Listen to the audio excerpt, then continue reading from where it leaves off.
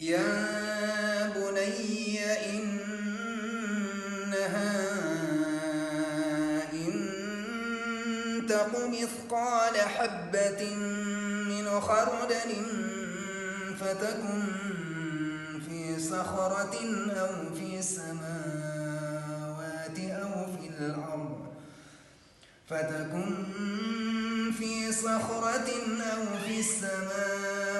أو في الأرض يأت بها الله إن الله لطيف خبير. يا بني أقم الصلاة وأمر بالمعروف وانه عن المنكر واصبر على ما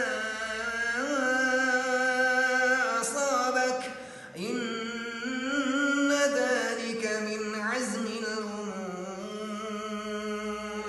تصعر خدك للناس ولا تمش في الأرض مرحا إن الله لا يحب كل مختال فخور. واقصد في مشيك واغضض من صوتك إن أنكر الأصوات لصوت الحمير.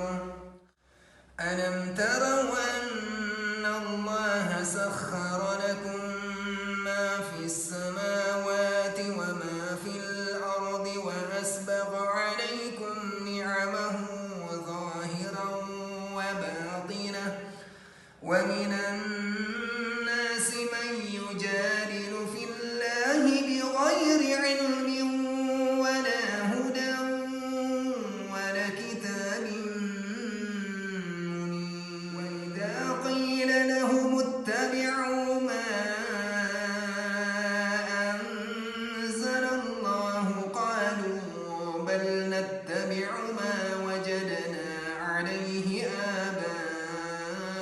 آباءنا أولو كان الشيطان يدعوهم إلى عذاب السعير.